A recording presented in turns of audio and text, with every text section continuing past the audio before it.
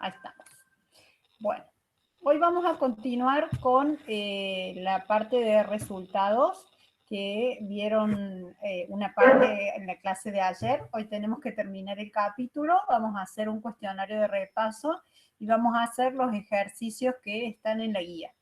Así que, bueno, no es muy larga la clase hoy, es más bien tirando a cortita, así que calculo más o menos que en 1 hora la terminamos. Voy a empezar a presentar en la pantalla.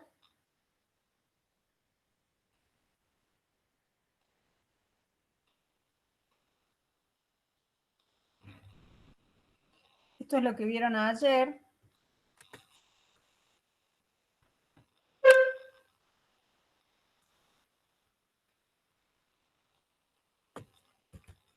Esto ya lo vieron, hasta acá me dijo la profe. Exposición. Hoy tenemos que empezar con la parte de resultados, actividad agropecuaria. ¿Se ve bien ahí?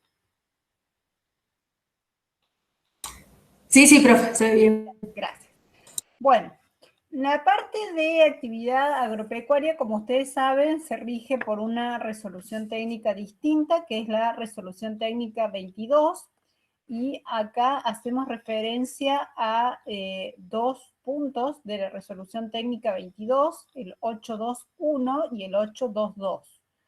En el 821 nos dice cuándo vamos a reconocer que hay ingresos por producción. Acá ustedes recuerden que estamos hablando de resultados, entonces tenemos que ver cuándo vamos a reconocer los ingresos. Y nos dice así como una definición que la producción es el incremento de valor por los cambios cualitativos o cuantitativos en los bienes con crecimiento vegetativo como consecuencia de sus procesos biológicos. Entonces, ustedes piensen en una semillita que se planta y esa semillita va teniendo cambios, como dice ahí, cualitativos o cuantitativos, porque tiene un crecimiento vegetativo, porque es consecuencia del proceso de la vida de esa planta. Eso significa que esa planta puede considerarse, cuando eso hace que la planta valga más, por supuesto, cuando ya creció, vale mucho más la cosecha que la semilla.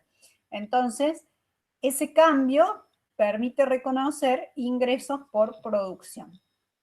Y este resultado, que se llama resultado de la producción agropecuaria, lo tenemos que separar y poner como un rubro específico entre el costo de mercaderías vendidas y el resultado de evaluación de bienes valuados al BNR. Si ustedes vieron ayer cómo era la exposición en un estado de resultados, habrán visto que primero está las ventas netas, el costo de bienes vendidos, esto me da un resultado bruto, y luego viene este resultado por valuación de bienes al BNR. Bueno, en las empresas agropecuarias acá se agrega un valor que es este resultado de la producción agropecuaria. Como dice ahí, es un rubro específico que va entre el costo de mercaderías vendidas y el resultado de evaluación de bienes valuados al BNR. Esto era el único tema que quedó sin dar ayer, la parte de actividad agropecuaria y estos 2 puntos de la RT22. Ahora vamos a continuar con el cuestionario. La primera pregunta es el concepto de resultados según la RT16.42. A ver si alguien se anima o lo busca en la filmina y me lo lee.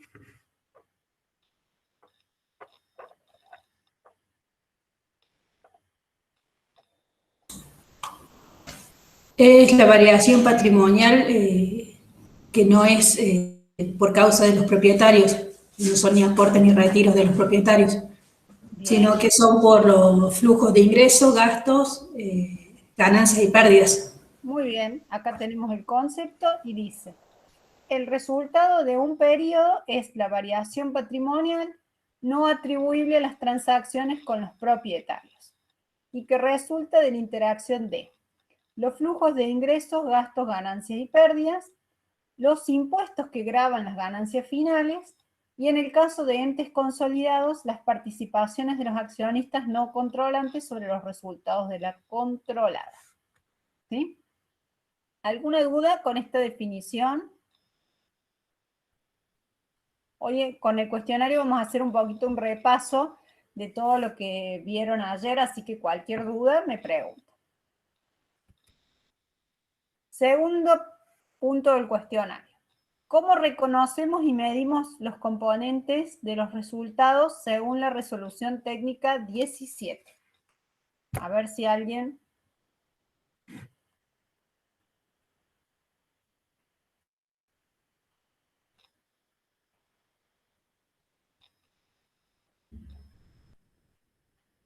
¿Nadie, che? No les veo las caras.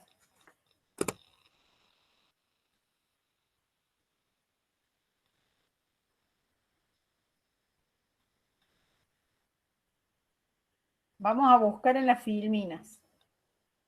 Reconocimiento y medición de sus componentes según RT17. Lo tenemos acá, en el punto 4.7. Reconocimiento y medición de variaciones patrimoniales. El reconocimiento debe suceder, como dice la resolución técnica, cuando se produzcan los hechos sustanciales generadores. Entonces, dependiendo del tipo de actividad que suceda, es cuando lo vamos a reconocer. En el caso que sea un intercambio, cuando la operación está concluida desde el punto de vista de la realidad económica. Después hay otra manera de ver, que es cuando se producen acrecentamientos, valorizaciones o desvalorizaciones, eso también lo tenemos que reconocer. Los ingresos, que se miden según el valor de los activos incorporados o pasivos cancelados. Los costos o gastos, según los criterios de medición de los activos enajenados o consumidos o los pasivos insumidos. Los costos deben reconocerse cuando se pueda junto con los ingresos. Por ejemplo, el costo de venta se reconoce en el mismo periodo de la venta. Hay algunos otros costos que se reconocen o están relacionados junto con un periodo. Por ejemplo, un alquiler. El alquiler o un interés se va a reconocer en resultados en función del periodo de vengamiento. Si no se puede reconocer por relación con ingresos ni por relación con un periodo, debe reconocerse, como dice ahí, de inmediato, como por ejemplo los gastos de publicidad. Finalmente, el impuesto a las ganancias se reconoce en el mismo periodo que los ingresos, gastos, ganancias o pérdidas. Ya vimos en pasivo el tema de impuesto diferido. O sea que todo esto es reconocimiento y medición según la RT17 de resultados. ¿Dudas con esto?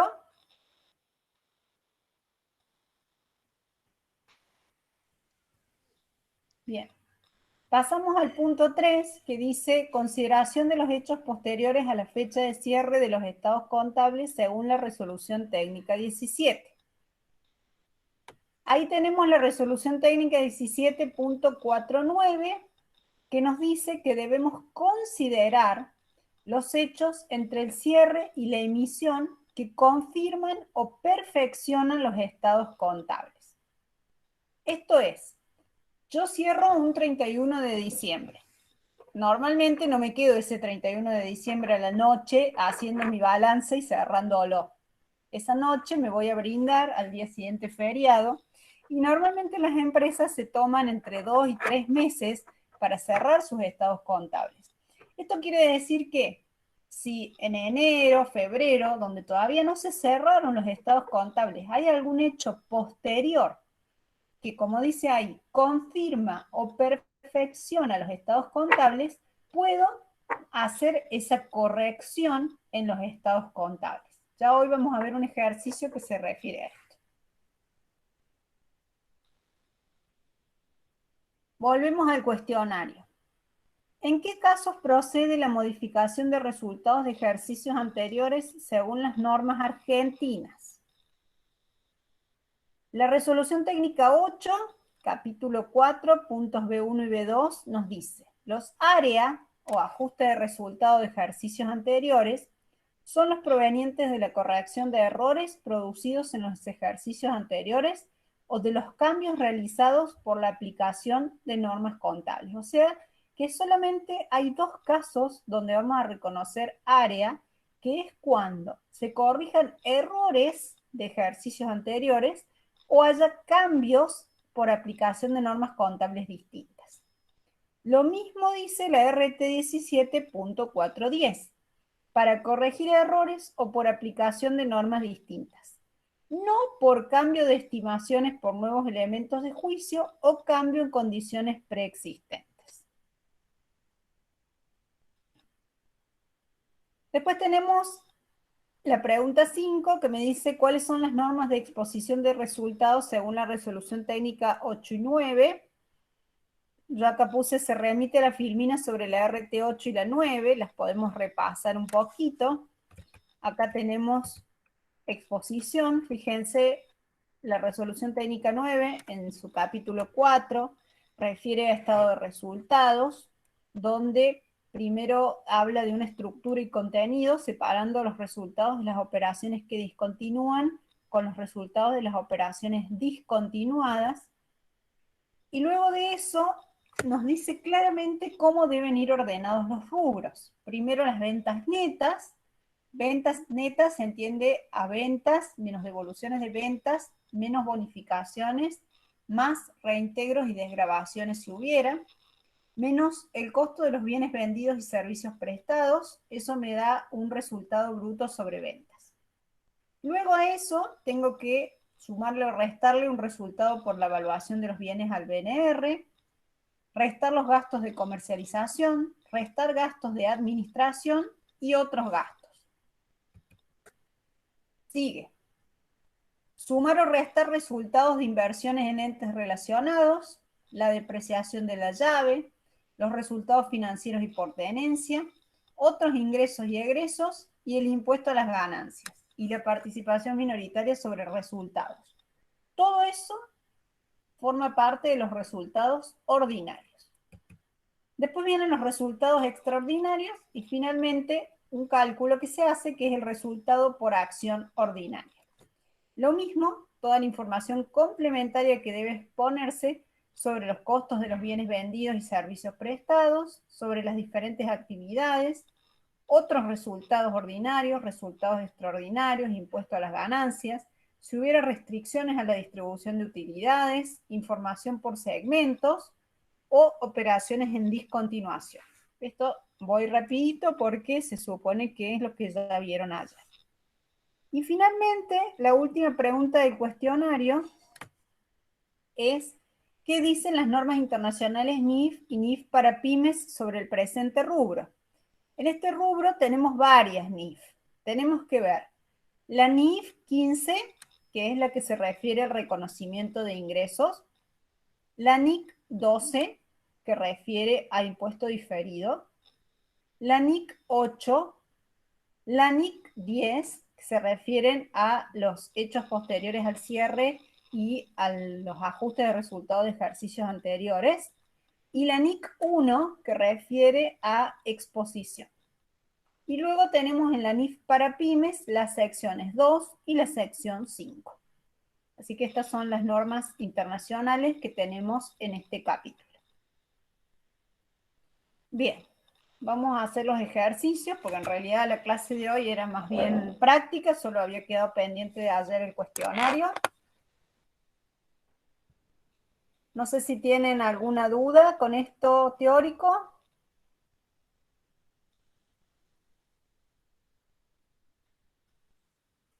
¿Alguna De duda? momento, Sí, escucho. de momento no digo. Ah, de momento no. Bueno, ahí la veo a Nancy. Hola Nancy, ¿cómo estás? Está silenciada, Nancy. Buenas tardes, ¿cómo les va? Bueno, Hola, profe, buenas tardes. tratando de seguir con resultados, sí, estaba escuchando, trataba de no interrumpirte, porque el resultado es largo, ¿no? O sea, ayer fue duro, hoy también, bueno. Pero bueno, ya estamos en la etapa final. Volver a decirles a los que no estuvieron ayer, un poco esta de la decisión de la promoción, que había surgido como una forma de beneficiar a quienes hubieran sacado determinada nota, pero que también implica una responsabilidad, porque tienen que rendir este tercer parcial. y que las condiciones de la regularidad y de la presentación para rendir ha quedado bien clara en la noticia que se publicó, pero también, bueno, aclarar que no había existido ninguna cuestión de mala fe, sino que habíamos tratado de ver que dentro del grupo de gente que teníamos, quizás se podía hacer un poquito eso, y también les expliqué que éramos una cátedra donde venimos de una forma, un estilo donde nosotros en realidad damos promoción, por eso nunca lo hemos dicho de entrada porque nos costaba un poquito tomar esa decisión, y ahora tenemos un nuevo coordinador de la materia que nos sugería tratar de, a los que hubieran tenido un desempeño con determinado promedio, tratar de darles otra posibilidad. Bueno, los dejo con Eliana, sigo escuchando. Bueno. Los que no escucharon ayer, bueno, vuelven a escuchar lo que yo les dije ayer, más en extenso, pero bueno, los esperamos a todos ahí en ese tercer parcial, intentándolo, y bueno, si no, bueno, en el primer turno que estén todos, los que puedan. Bueno, escucho, Eli, un beso. Vale. Sigo entonces. Bueno, vamos a presentar ahora los ejercicios de la guía.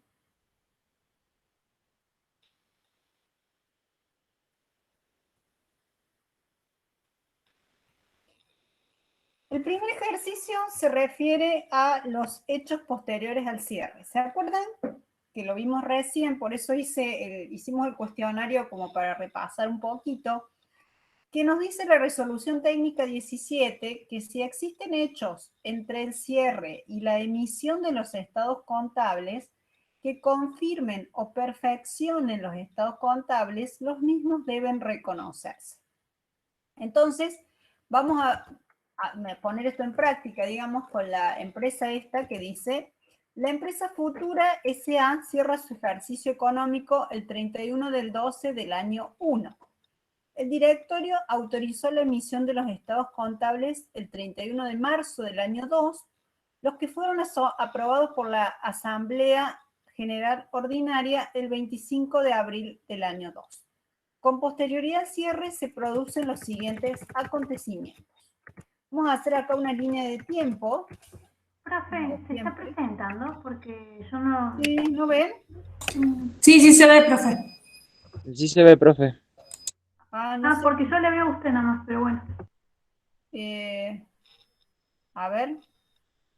Ahí yo creo que estoy presentando. Sí, ahí se ve. Yo lo veo bien, chicos, ¿eh? ¿Ustedes no lo ven? Probá a salir de la llamada y volver a entrar en todo caso, quien no lo vea. ¿Esta lo ves? Bueno, Sí, gracias, sí. profe. Bien. No, el que no pueda verlo, que nos diga, a ver, lo intentamos todo de nuevo, a ver qué pasa.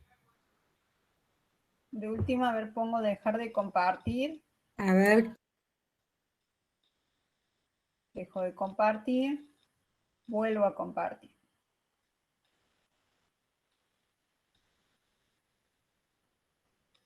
¿Se ve ahí el Excel? Sí, profe, se ve. Bueno. Sí, Eli, lo veo perfecto. Bárbaro. Entonces acá tenemos, vamos a hacer, como les hago siempre yo, la línea de tiempo con los meses. Tenemos el 31 del 12.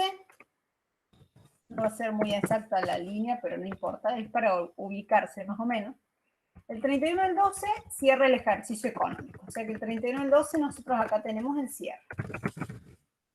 Después me dice que el directorio autoriza la emisión de los estados contables el 31 de marzo del año 2. O sea que más o menos acá, 31 de marzo, tenemos la autorización del directorio. Y los estados contables fueron aprobados el 25 de abril por la Asamblea. Más o menos así. La pregunta es, ¿qué pasa con todos los hechos que suceden acá al medio? Lo vamos a pintar así, azul. Yo cerré el 31 del 12, pero estuve todos estos 2 meses, todo febrero, enero y todo febrero, y hasta el 31 de marzo, preparando los estados contables. Entonces, la norma me dice que si pasa algo por este lugar, en este momento, que me modifique alguna estimación o que me ayude a perfeccionar esos estados contables, yo lo tengo que reconocer.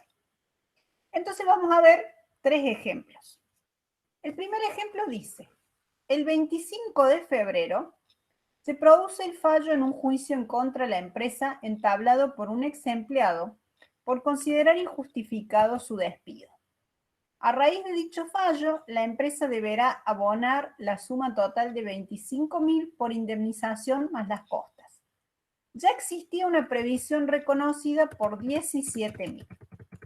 Es decir, que acá, en el ejemplo 1, el 25 de febrero, yo tengo algún dato del despido del empleado que me permite mejorar una estimación de una previsión que yo había hecho. Esto, la mejora de una estimación, claramente es una mejora a los estados contables. Por lo tanto, este despido, acá tenemos la solución del punto 1, modifica la medición al cierre. ¿Cómo la vamos a modificar? Incrementando la previsión ya constituida en 8.000 y reconociendo la pérdida. Es decir, que lo que yo tendría que hacer es un quebranto por despido a previsión para despido por la diferencia, por los 8.000. Yo ya tenía, así sería el asiento, ¿no? Yo acá ya tenía constituida una previsión de 17. El 25 de febrero me entero que lo que voy a tener que pagar no es 17, son 25. Eso me permite mejorar la estimación, por lo tanto, corrijo estos estados agregando en el ejercicio que estoy cerrando este asiento, quebranto por despido a previsión para despido. ¿Dudas con este primer caso? No, profe. ¿Se entiende? A esto se refiere la norma cuando se refiere a hechos posteriores al cierre. Son sucesos que permiten confirmar o perfeccionar los estados contables. Vamos con el punto 2. Profe, Sí. en términos de fecha, ¿iría la fecha del suceso o se lo repite a la No, fecha lo del cierre? tenés que hacer el 31 de diciembre, porque tenés que corregir el estado contable anterior. Ah, y después es una nota aclarando que eso se supo después. Sí, podés hacer perfectamente la nota. Como vos todavía no cerraste la contabilidad, lo podés corregir todavía. Por eso es importante en este periodo, digamos, que es como si estuvieran abiertos 2 ejercicios. Hasta que está cerrado este estado contable acá el 31 de marzo, es como si vos tuvieras en paralelo 2 contabilidades. Una que te permite perfeccionar esta y otra que son los sucesos que van a ir pasando y que corresponden al segundo ejercicio. Vale, gracias. ¿Sí? ¿Se entendió? Sí, sí, sí, sí. Bien. Acá tenemos el número 2, fíjense, 2. El 2 de enero se venden mercaderías valuadas al costo original por 10.000 a un precio de 6.000. Es decir que acá, 2 de enero, muy cerquita de la fecha de cierre, tenemos una venta de mercadería por un valor menor al de los estados contables. ¿Qué significa eso? ¿Qué les parece? ¿Qué tendríamos que haber hecho el 31 del 12 que no hicimos?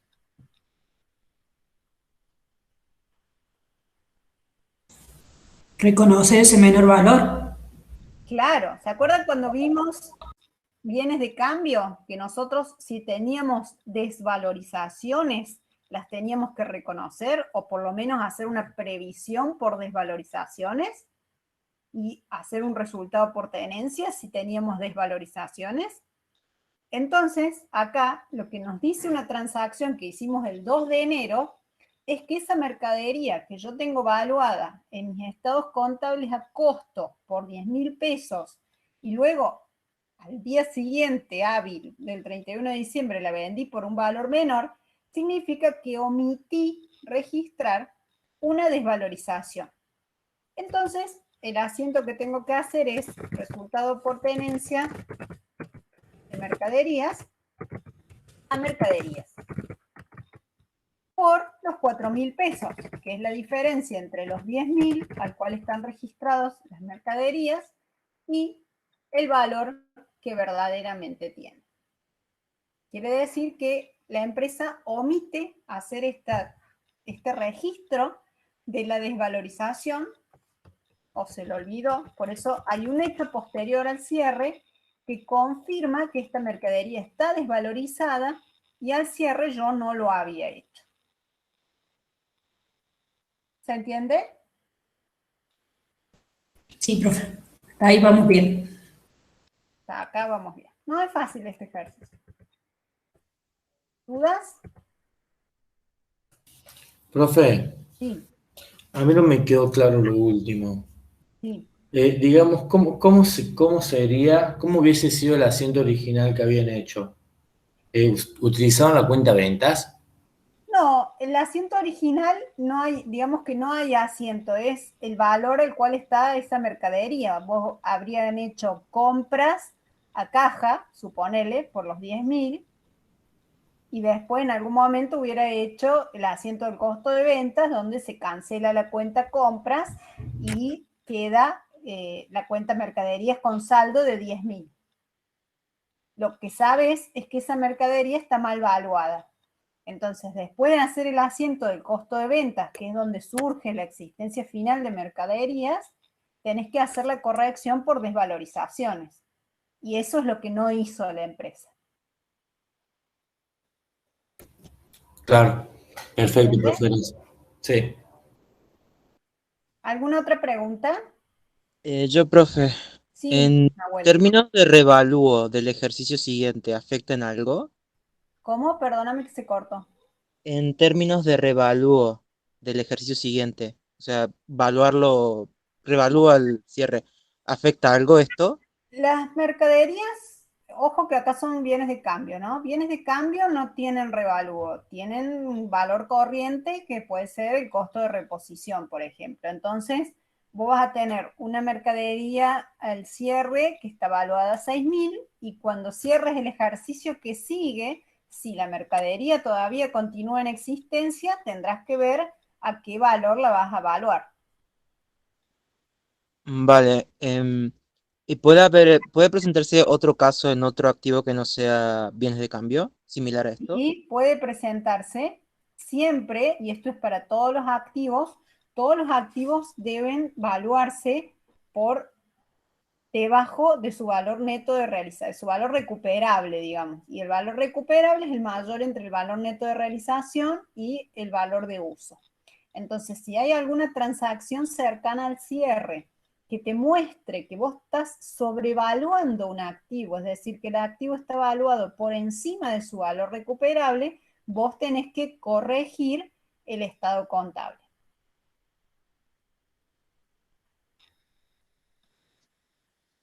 Vale, se entiende.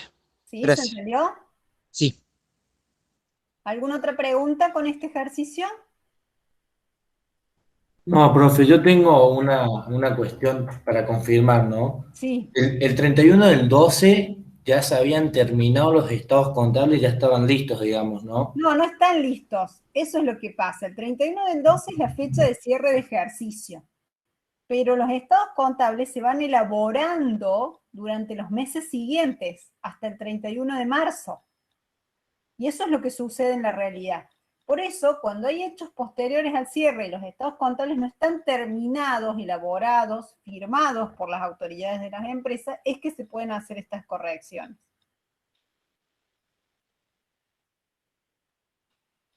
En el mundo ideal, la empresa tendría que estar, el empleado del 31 de diciembre a las 12 de la noche, en lugar de estar brindando con la familia, tendría que estar cerrando los estados contables, pero eso no sucede, digamos. En el mundo ideal hay muchas cosas que se hacen después. Por eso las sociedades tienen 2 o 3 meses hasta después del cierre de los estados contables para presentarlos a la asamblea, para poder hacer bien los estados contables. Claro, digamos, el 31 de diciembre como cierre serían los saldos que yo veo para elaborar los estados Exacto, contables. claro. Vos tenés que tomar los saldos al 31 del 12, pero eso no quiere decir que vos hagas toda la exposición y toda la presentación de los estados contables el 31 del 12. Te toma unos meses más hacerlo. Y si en esos meses suceden algunos hechos que te ayuden a confirmar o perfeccionar esos saldos al 31 del 12, es que tenés que aplicar esta norma que estamos viendo. Claro, perfecto, ahora quedó más claro, profe, gracias. ¿Sí? Bien. Vamos con el último. El 3. Voy a borrar el 2. Vuelvo a...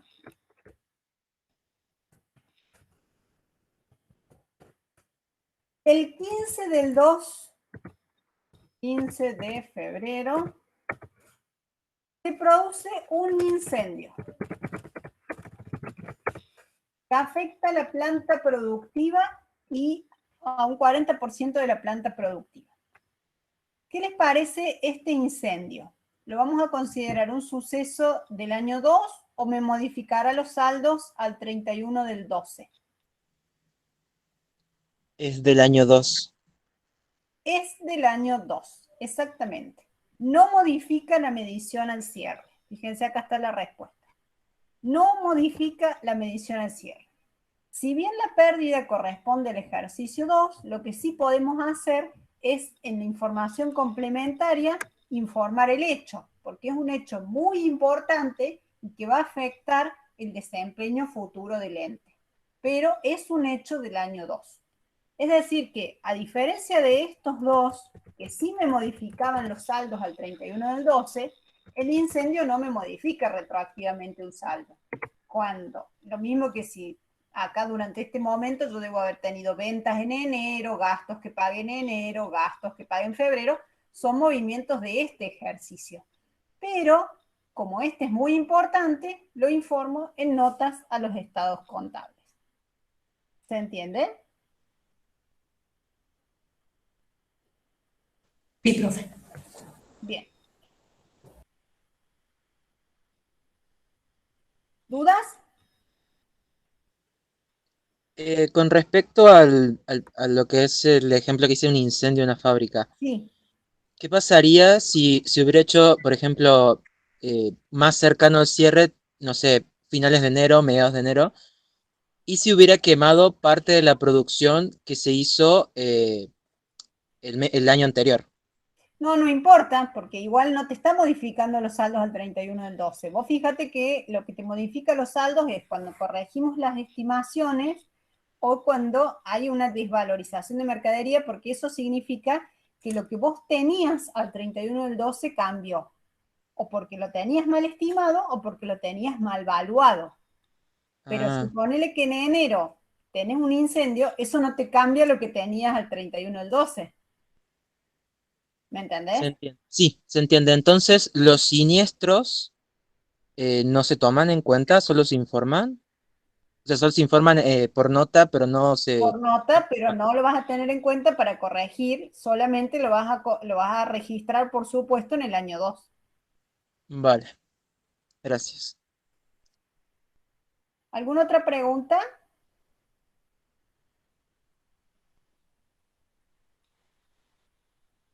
Bueno, pasamos al ejercicio 2.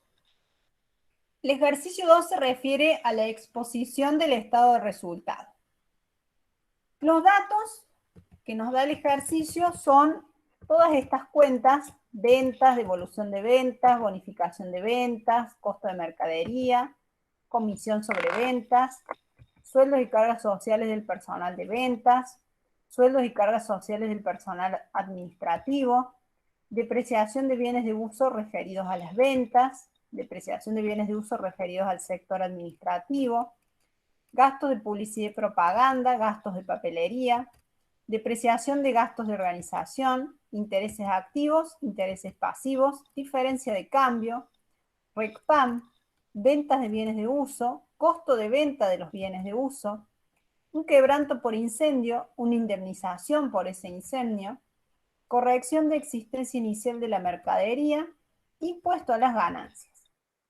Y me da como dato si esta diferencia de cambio se origina en una moneda extranjera.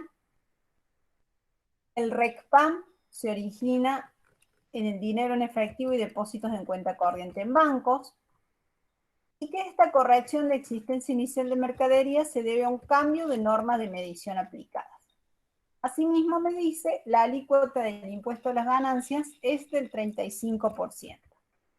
Que se pide exponer la información en el cuerpo del estado de resultado según la resolución técnica 9.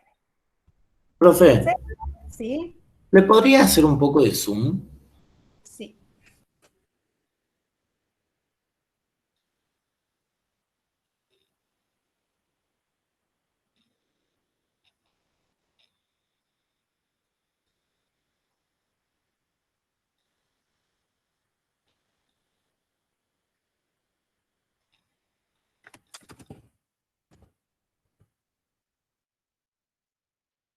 ¿Ahí o más?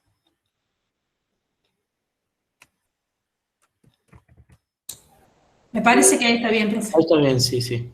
Está bien, porque si no va a quedar muy grande y no se va a ver nada en la pantalla. Bien.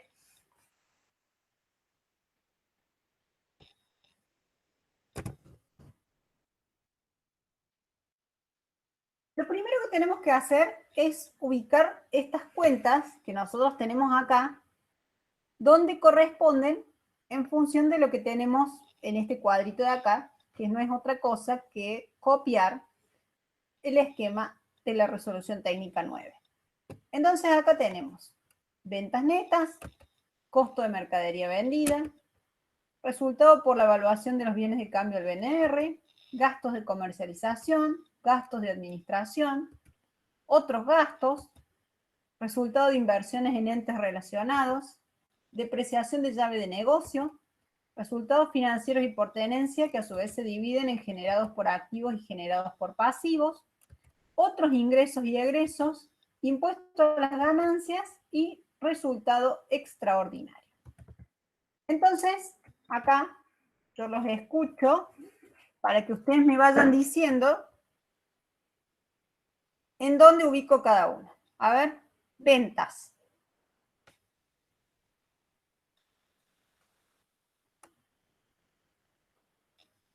Ventas netas de bienes y servicios. Ventas netas de bienes y servicios, exactamente. Devolución de ventas. Y las ventas netas también. También en ventas netas. ¿Se acuerdan que dijimos que las ventas son netas de devoluciones y bonificaciones? Bonificación de ventas. Ventas netas. Ventas netas. Es decir que estos tres ítems, 1.300.000 más 100 más 200, lo cual da 1.000.000, forman parte de las ventas netas. Más abajo voy armando el estado de resultados. Entonces, acá en ventas netas de bienes y servicios ponemos 1.000.000. ¿Cómo sacamos este 1.000.000? Mediante la suma de estos tres ítems. Las ventas menos la devolución menos la bonificación.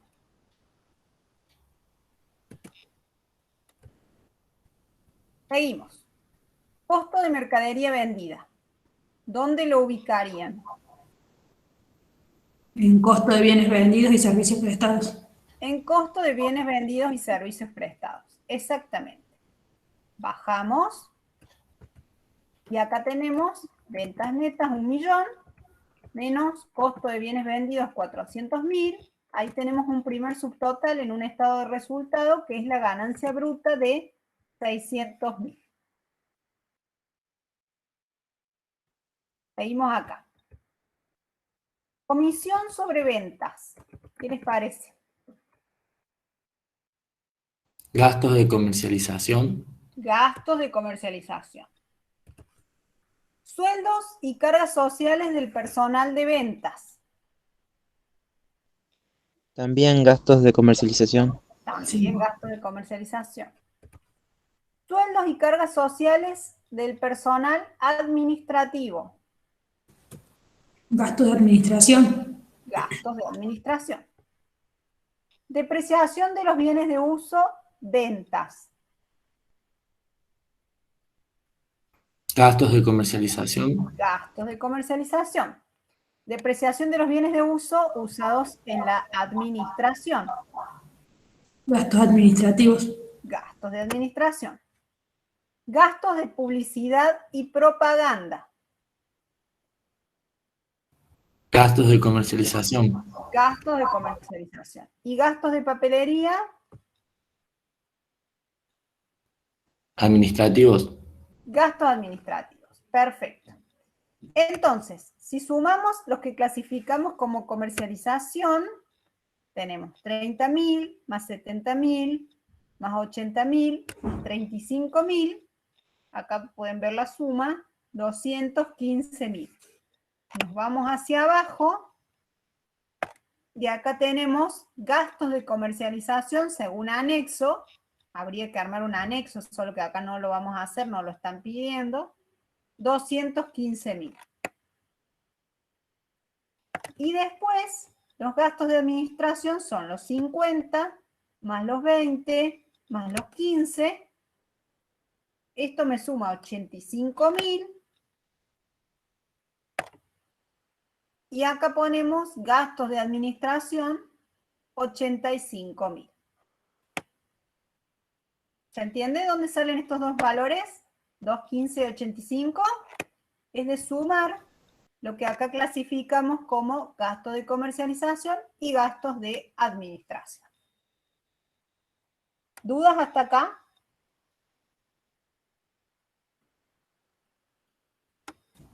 No, profe. Depreciación de costos de organización. ¿Otros gastos? Otros gastos, exactamente.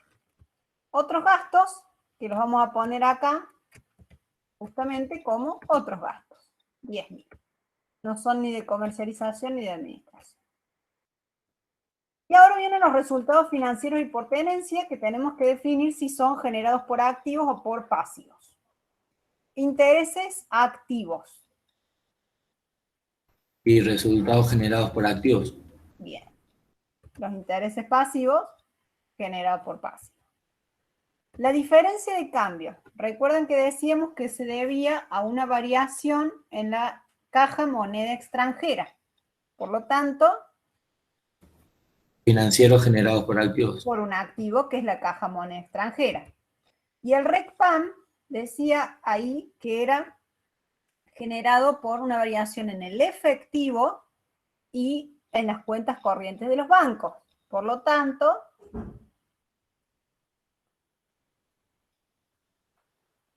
¿qué les parece? ¿Generado por activo o por pasivo? Y yo me animo a decir que como son activos monetarios, podría ser por activos. Sí, muy bien. Como está generado por los activos monetarios, es por activos. Exactamente. Entonces, esta misma información la vamos a pasar abajo a nuestro estado de resultados. Resultados financieros y por tenencia generados por activos, tenemos intereses, diferencia de cambio y RECPAM. Resultados financieros y por tenencia generados por pasivos, solamente tenemos intereses. Entonces, esto mismo que clasificamos acá, lo pasamos abajo.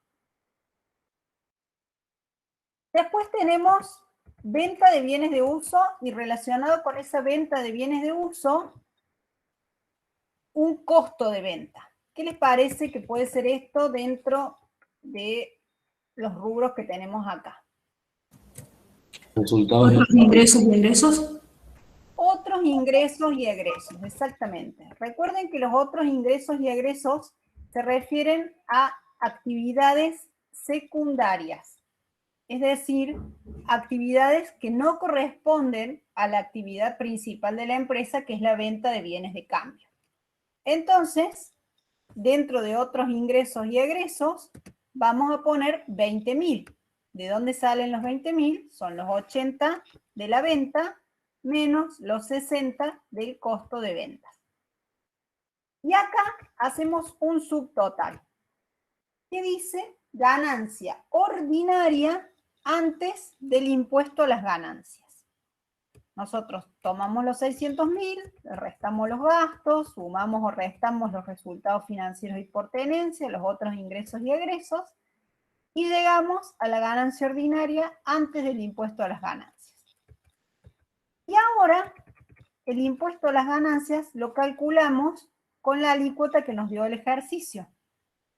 ¿Recuerdan cuando hacíamos el impuesto diferido, que el impuesto era el 35% de la utilidad contable? Entonces, lo calculamos como el 35% y llegamos a una ganancia ordinaria de 221.000 pesos. ¿Dudas hasta acá con la parte de ganancia ordinaria? Profe, Sí. digamos, yo ahora por lo que acaba de decir usted, me entero de que la alícuota del impuesto se aplica sobre el resultado ordinario. No, ¿Eso se dónde aplica está sobre establecido? todos los resultados. Sí. Lo que pasa es que nosotros acá estamos separando la parte ordinaria de la extraordinaria. Después la vamos a aplicar sobre los extraordinarios. Ah, bien, perfecto. ¿Sí? Gracias. Se aplica sobre todos los resultados.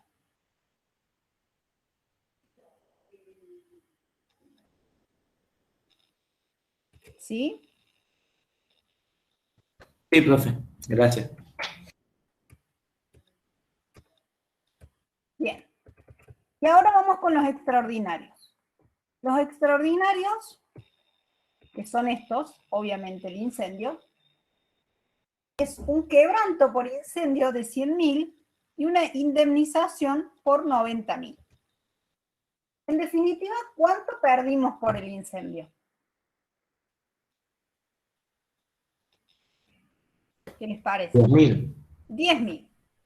Esos 10.000 se deben exponer netos de impuesto a las ganancias. Entonces, fíjense que acá está el cálculo, 10.000 menos la parte de impuesto a las ganancias, que es el 35%, me da 6.500. En definitiva, como recién preguntaban, ¿el impuesto a las ganancias va sobre el resultado ordinario? No, va sobre todos los resultados. Como este resultado extraordinario es una pérdida, el impuesto a las ganancias en realidad es un recupero de impuesto y lo disminuye. Y ahí sí llegamos finalmente a la ganancia del ejercicio de 214.500. Y después teníamos otra cuenta, que era esta, la de corrección de existencia inicial de mercadería, que eso es un área. Los áreas no se exponen en el estado de resultados. Debe exponerse como una corrección inicial, ahí acá lo ponemos, en el estado de evolución del patrimonio neto. ¿Sí?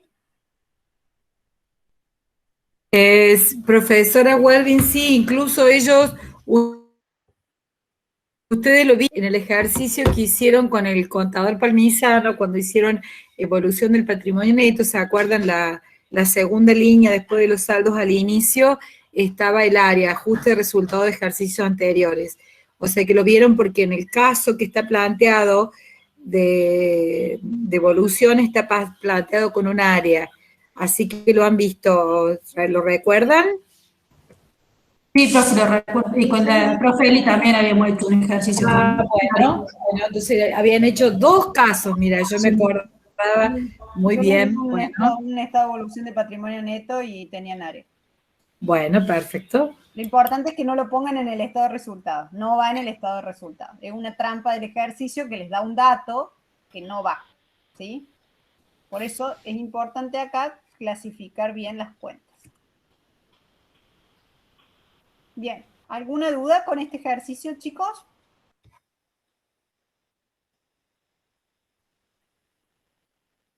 Voy a dejar de presentar.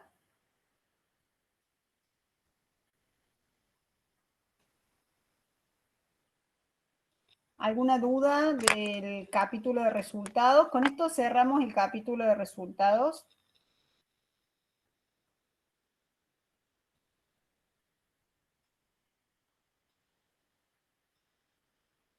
No tenemos más dudas, preguntas, nada. Bueno, mañana el profesor Palmisano va a comenzar con el capítulo de exposición. Les recomiendo que asistan a la clase porque es bien complejo el tema de exposición, así que mañana les va a dar, creo, estado de flujo efectivo, que es bastante complejo, así que les recomiendo que asistan y que presten bastante atención. Voy a dejar de grabar y no sé si tienen alguna otra duda o si necesitan alguna consulta.